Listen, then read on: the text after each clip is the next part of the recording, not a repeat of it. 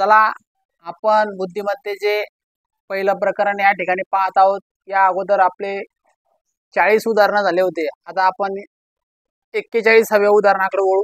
पहा, सुरुवातीला ABCD या 4 पर्याय तुम्हाला त्या ठिकाणी दिलेले। तुम्हाला पर्याय क्रमांक 41वी ही जी आकृती आहे त्या आकृतीमध्ये वेगळे पद तुम्हाला या ठिकाणी शोधायचे। पहा, तुम्ही पर्याय क्रमांक A असेल, B असेल आणि C असेल, तुम्ही ही आकृती निरीक्षण करत असताना तुम्हाला काय दिसतंय? या ठिकाणी 2 रेषा दिसतात, एक आयत दिसतो आणि त्या आयतामधला अर्धा भाग रंगवलेला दिसतो। तसंच या ठिकाणी सुद्धा 2 रेषा आहे, आयताचा अर्धा भाग रंगवलेला आहे। त्यानंतर पर्याय क्रमांक C मध्ये सुद्धा 2 रेषा, आयत, अर्धा भाग रंगवलेला आहे। फक्त पर्याय क्रमांक D मध्येच काय एक रेषा आहे, त्यानंतर आयत असून त्यातला अर्धा भाग रंगवलेला आहे, परंतु त्या ठिकाणी एकच रेषा आहे, म्हणून पर्याय क्रमांक D या ठिकाणी हा एक वेगळा पर्याय आहे। तुम्ही त्या ठिकाणी असं त्याला व्यवस्थित गोल करायचंय। चला तर आता आपण 42व्या उदाहरण चला आता 42वी क्रमांकाची आकृती पाहू। आता तुम्ही आकृतीचं निरीक्षण करत असताना या ठिकाणी पर्याय A, B, C आणि D मध्ये तुम्हाला ही आकृती आपण या ठिकाणी काढलेली आहे। पर्याय क्रमांक A असेल, B असेल आणि D असेल, तुम्हाला या ठिकाणी काय दिसतंय की हा जो एरो आहे हा बाहेरच्या दिशेला आहे। पर्याय क्रमांक B मध्ये सुद्धा काय या प्रकारची आकृती आहे आणि याचा एरो हा बाहेर आहे। पर्याय क्रमांक D पण असाच आहे की बा ही आकृती आहे आणि याचा एरो बाहेरच्या दिशेला। फक्त पर्याय क्रमांक C या ठिकाणी काय की याला एरो नसून एक वर्तुळ आहे, वर्तुळ, म्हणून पर्याय क्रमांक C या ठिकाणचं एक वेगळं उत्तर आहे।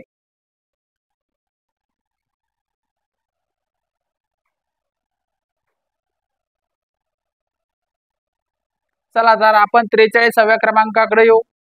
पहा, या ठिकाणी चारी पर्याय क्रमांक ABCD मध्ये 4 वर्तुळ दिलेले तुम्हाला।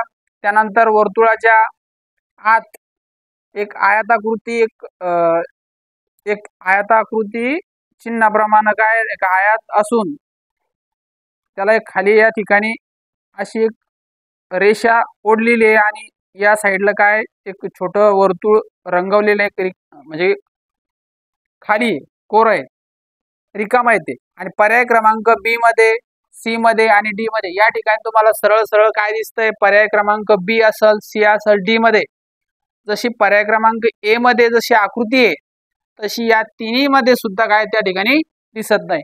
पहा, पर्याय क्रमांक B असेल, C असेल आणि D असेल, तुम्हाला सरळ सरळ या ठिकाणी वेगळं पर्याय हा A दिसतोय, म्हणून पर्याय क्रमांक A या ठिकाणी असा गोल व्यवस्थित पूर्ण करायचा।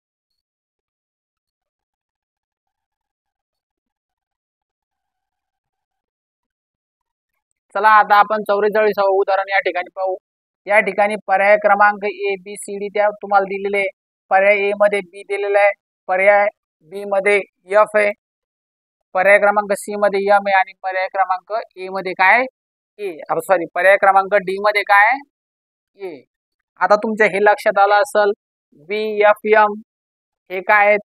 व्यंजन आहे, पण पर्याय क्रमांक A हा काय स्वर आहे।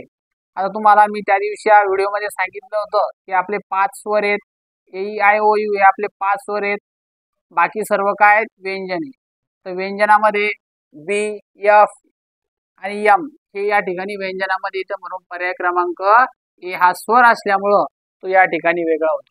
आता चला 49व्या आकृतीकडे आपण येऊ।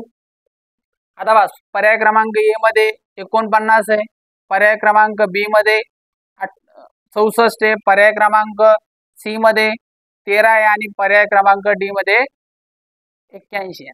आता तुमच्या हे लक्षात आलं असेल की पर्याय क्रमांक A असेल, B असेल आणि D असेल हे काय या ठिकाणी वर्ग आहेत, कारण की हा 7चा वर्ग येतो 49, त्यानंतर हा 8चा वर्ग येतो आणि हा 9चा वर्ग येतो। फक्त पर्याय क्रमांक C हा कोणत्याही संख्येचा म्हणजे 13 हा कोणत्या संख्येचा वर्ग नसल्यामुळे या ठिकाणी हे पर्याय क्रमांक C या ठिकाणी वेगळं होणार आहे।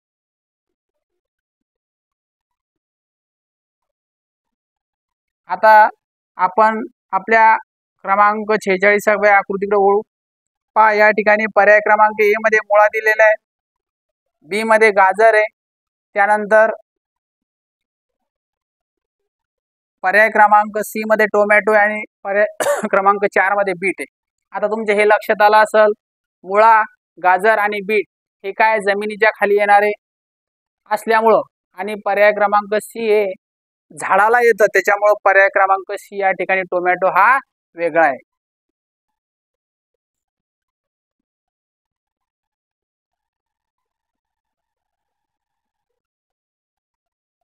चला आता आपण 46वी क्रमांकाची आकृती बघू.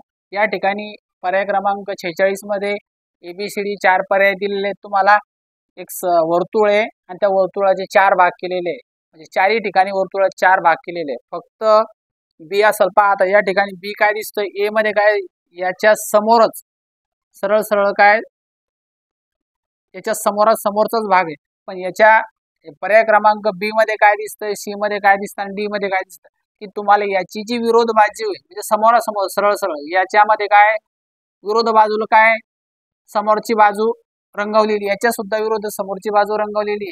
पर्याय क्रमांक डी मध्ये सुद्धा काय समोरासमोरची बाजू रंगवलेली. फक्त पर्याय क्रमांक ए या ठिकाणी तुम्हाला वेगळा दिसतोय, म्हणून पर्याय क्रमांक या ठिकाणी ए असा व्यवस्थित करू.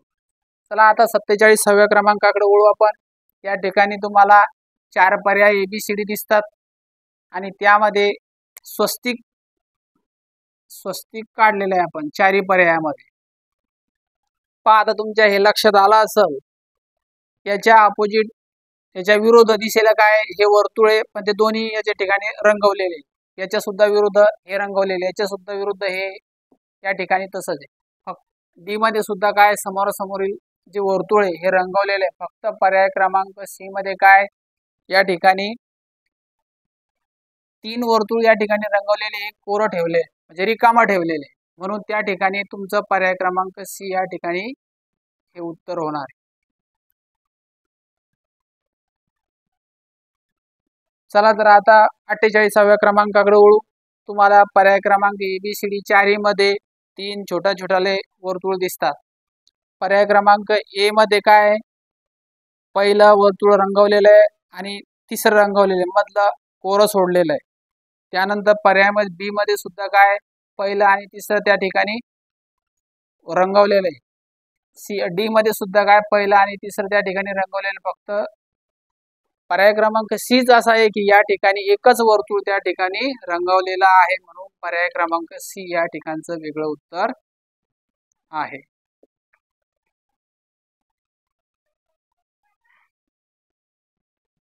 चला तर आता आपण शेवटचं उदाहरण या ठिकाणी पाहू.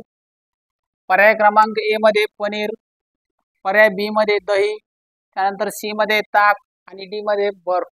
आता तुम्हाला याचं उत्तर आपल्याला कॉमेंट बॉक्समध्ये द्यायचंय. आपण जे पाठीमागं जे उदाहरण दिलं होतं त्याच पद्धतीत तुम्हाला या सुद्धा प्रश्नाचं उत्तर तुम्हाला कॉमेंट बॉक्समध्ये द्यायचंय. असेच नवनवीन व्हिडिओ पाहण्यासाठी आमच्या चॅनलला लाईक, शेअर, सबस्क्राईब करा. धन्यवाद.